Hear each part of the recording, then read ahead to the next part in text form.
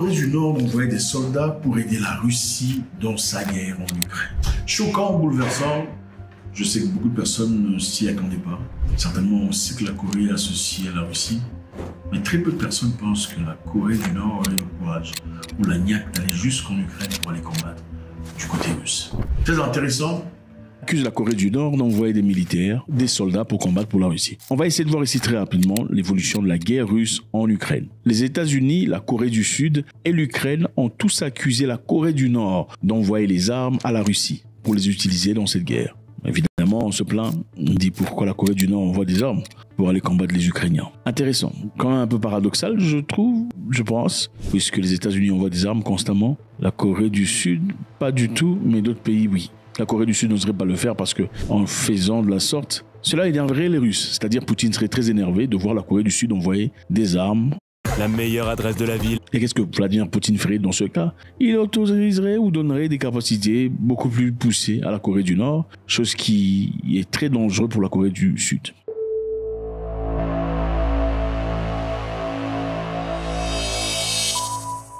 Les services de renseignement sud-coréens avaient annoncé début juillet que la Corée du Nord allait envoyer des milliers de soldats participer à la reconstruction des villes détruites en Ukraine. C'était envoyer des militaires de la Corée du Nord pour aller reconstruire l'Ukraine du côté russe. Vous comprenez? Et après 3 ans de guerre, évidemment, on en a besoin parce que c'est une guerre. Malheureusement, on disait que ça ferait 2 semaines, mais la guerre continue. Vladimir Poutine voulait prendre une partie de l'Ukraine pour l'annexer à la Russie. Et cette partie de l'Ukraine qu'il allait prendre, évidemment, aurait eu de dommages, des destructions des buildings. Et pour ça, il a engagé la Corée du Nord pour envoyer des génies, des militaires intelligents afin de reconstruire cette partie. Mais malheureusement, dans leur cas, la guerre n'est pas encore finie. Maintenant, ils sont censés se transcrire d'ingénieurs en militaires.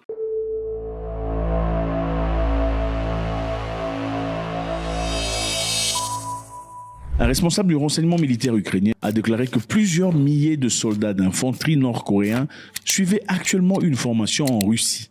Ils pourraient être déployés dans la ligne de front en Ukraine d'ici quelques temps. Donc, les Russes ont besoin des Coréens pour l'effectif. Évidemment, il ne faut pas terminer tous les Russes. Il ne faut pas tous les abattre. Okay, la guerre est dure, mais bon, il faut protéger certains, surtout l'élite. Les Russes recrutent en Corée du Nord. Si pas recrutés, coopèrent avec la Corée du Nord pour envoyer des militaires afin de reconstruire la partie ukrainienne russophone qui a été détruite. Mais par la même occasion, la même opportunité, on envoie des Coréens, des militaires en Russie pour une formation accélérée et approfondie dans l'objectif d'aller combattre en Ukraine. Alors, le service de renseignement ukrainien dit qu'il y a plusieurs milliers de Coréens du Nord qui sont en entraînement en Russie dans l'objectif d'aller combattre en Ukraine. Évidemment, regardez le visage d'un militaire coréen, on croirait qu'ils sont sans âme. Donc, ça ne rigole pas.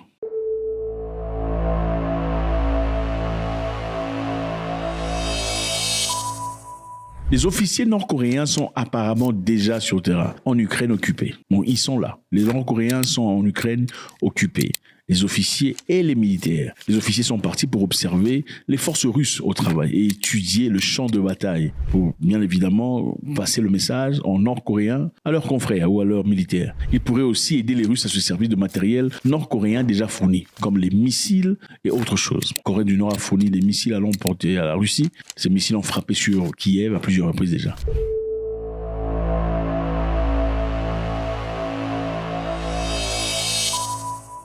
En avril, les observateurs de sanctions de l'ONU ont déclaré que des débris d'un missile qui a frappé Kharkiv le 2 janvier provenaient d'un missile balistique nord-coréen de la série Hwasong-11. C'est clair, ça c'est évident, c'était pour confirmer que c'était les Nord-Coréens. Les Russes, malheureusement, n'utiliseront pas tout leur arsenal. C'est important pour eux de garder un peu des choses. L'objectif au départ, c'était défendre l'Ukraine très rapidement et prendre le dessus et le contrôle et finir la guerre. Malheureusement, c'est pas comme ça que ça s'est passé. Les militaires russes étaient déjà présents sur Kiev, la capitale. Ils avaient déjà presque pris le pays. Mais en ce moment-là, on a demandé de négocier. C'était au premier tour, vous vous en souvenez? Là où il y a eu le président turc qui était intermédiaire dans cette histoire. Ils sont partis pour discuter, pour essayer de trouver des moyens d'accord. Et ils étaient prêts à signer. Jusqu'à ce que Boris Johnson arrive sur place en Ukraine, suivi de Victoria Nuland. L'objectif, évidemment, c'était de faire changer d'avis aux Ukrainiens. Il fallait en aucun cas qu'ils abandonnent cette guerre. D'abord pour plusieurs raisons, compte tenu des infrastructures, deux à cause de la richesse que regorge l'Ukraine, apparemment richesse sous-sol, qu'on ne peut, d'après les Américains, pas laisser à la Russie ou à la Chine. Either we're going to help Ukraine or we're not. It's now time to give them the F-16s, let them fly the planes, long-range artillery to hit targets inside of Russia. They're sitting on $10 to $12 trillion of critical minerals in Ukraine. They could be the richest country in all of Europe. I don't want to give that money and those assets to Putin to share with China. Wow. If we help Ukraine now, they can become the best business partner we ever dreamed of. Wow. That $10 to $12 trillion of critical mineral assets could be used by Ukraine and the West, Incroyable. not given to Putin and China. This is a very big deal how Ukraine ends. Let's help them win a war we can't afford to lose. Let's find a solution to this war. But they're sitting on a gold mine to Wow. give Putin $10 or $12 trillion of critical minerals that he will share with China is ridiculous. Donc, les militaires de Pyongyang sont-ils sur place? Enfin, si vous regardez Pyongyang, vous sentez que c'est un bandit, c'est un voyou, c'est un gars qui sont fous. Au fait, c'est un président, c'est pas un président. C'est un président qui sont fous éperdument. Il vous dit, je suis pas dans votre guerre. Si vous continuez à dire, tu es dans la guerre, il dit, bon, allez vous faire machin. Il envoie des militaires. Ils sont fous éperdument. C'est un monsieur qui s'en fout. Et voilà, il est prêt à envoyer parce que depuis très longtemps, il sait qu'il a besoin de la Russie. La Russie fait partie des pays avec lesquels il coopère. La Russie et la Chine. Parce qu'ils ont été ostracisés de tout le monde. Alors dans ce cas, quand ils ont eu une opportunité de pouvoir prêter main forte à la Russie, qui depuis jusque-là a été le seul partenaire, c'est aussi pas l'un des seuls partenaires, il ferait tout ce qu'il peut, tout ce qu'il a à offrir sera donné, sera mis sur table. Parce que c'est ça, il voudrait gagner cette confiance, pas seulement pour la Russie, mais pour le futur, pour sa propre protection. C'est la raison pour laquelle la Corée du Nord ferait tout ça. Pour protéger sa culture, son indépendance, pour pas que les Américains apportent la démocratie dans ce pays enclavé. En réalité, bon, il est important de le dire parce que on voit là les Ukrainiens, les Américains et les autres, et les Sud-Coréens, qu'il y a des Coréens du Nord sur le terrain. Bon, la question qui se pose, c'est vous pouvez recruter des gens venant d'ailleurs pour vous soutenir, pendant que nous, quand je dis nous, je parle de ceux-là, n'importe qui ne pourrait pas recruter des gens pour aider. C'est quand même injuste, quand même. Vous êtes en guerre. Si vous pouvez avoir des amis belges qui vous envoient des F-16, des Français, des Allemands et tout le bazar, pourquoi les Russes n'auraient pas pour amis des ennemis de vos ennemis, au moins? En réalité, ce qui a été enregistré jusque-là officiellement est qu'il y a au moins 18 000 militaires venant de pays étrangers qui soutiennent l'Ukraine et combattent sur terrain contre la Russie. 18 000 militaires. Et dans 18 000 militaires, on a répertorié 85 pays différents d'origine de ces pays. Et parmi ces militaires, le plus grand nombre vient de la Pologne, de la France et de la Géorgie. Bien qu'il y a aussi des militaires américains, il y a des mercenaires tirés sur le volet, il y a beaucoup de gens qui sont là qui combattent contre la Russie. C'est intéressant de voir comment on s'étonne de voir que la Russie a aussi des Coréens qui n'aiment pas ce qui se passe à l'Ouest pour venir les défendre.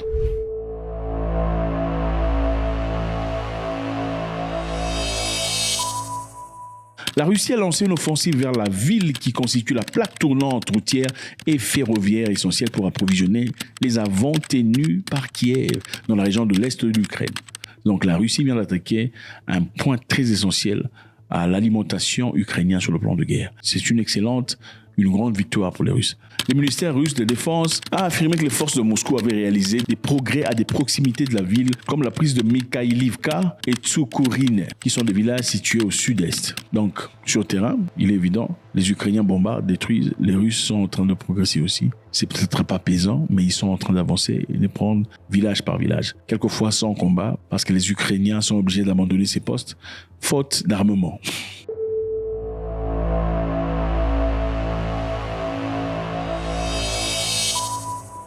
Le président russe Vladimir Poutine dit être ouvert au dialogue avec le chancelier allemand Olaf Scholz. Il y a quelques jours, M. Olaf Scholz essayait de rentrer en communication avec Poutine. Okay? La dernière fois qu'ils ont discuté, c'était en 2022 au téléphone. Et il y a quelques jours, il voulait parler avec Poutine au téléphone. Et apparemment, ça lui a été rendu très difficile comme tâche. Très compliqué. Son porte-parole disait apparemment la porte à Vladimir Poutine est complètement fermée. Donc il n'y a pas de champ de communication. Même pas au téléphone. Du côté russe, ils disent « Nous avons déclaré à plusieurs reprises que nous restions ouverts au contact », Peskov le dit, en notant qu'il n'y avait jusqu'à présent aucune proposition de conversation téléphonique de la part de l'Allemagne. C'est quand même bizarre, parce que nous savons que les Allemands ont essayé de communiquer.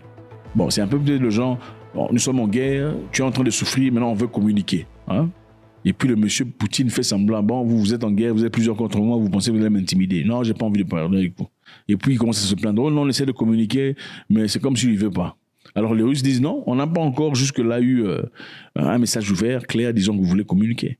Peskov répondant encore à une déclaration de la ministre des Affaires étrangères qui a déclaré vendredi que Poutine qu'il était même plus disposé à parler au téléphone avec le chancelier. Donc c'est ça les amis. Zelensky accuse la Corée du Nord d'envoyer des soldats pour aider la Russie. C'est complètement incohérent, dit-il. Les États-Unis et la Corée du Sud sont en flammes. Ils sont désenchantés par la nouvelle, ne veulent pas savoir cela. Mais en réalité, y a-t-il vraiment des militaires coréens en Ukraine en train de combattre de côté russe? Les services de renseignement ukrainiens disent qu'ils sont au courant que les Coréens du Nord sont en Russie pour faire des entraînements, des mises à jour sur le plan technique et tactique. Ils disent aussi que des officiers nord-coréens, c'est-à-dire les chefs, les leaders militaires, sont déjà sur terrain en Ukraine pour observer les Russes dans le combat et savoir comment s'y appliquer. On dit qu'il y a plus de 18 000 militaires étrangers en train de combattre la Russie du côté de l'Ukraine. 18 000 militaires venant de 85 pays différents. L'Allemagne essaie de renouer contact avec la Russie après tout ce qui s'est passé. L'espoir, c'était de chavirer la Russie, chose qui n'a été complètement échouée. Maintenant, ils veulent parler. Et Vladimir Poutine, on a un excellent Grand Master, a refusé, sans vraiment le dire, de discuter avec le chancelier allemand. Et maintenant, notre porte-parole dit que l'Allemagne n'a jamais fait de demande officielle de parler avec nous. Sinon, on discuterait. Merci infiniment les amis, c'est toujours beaucoup.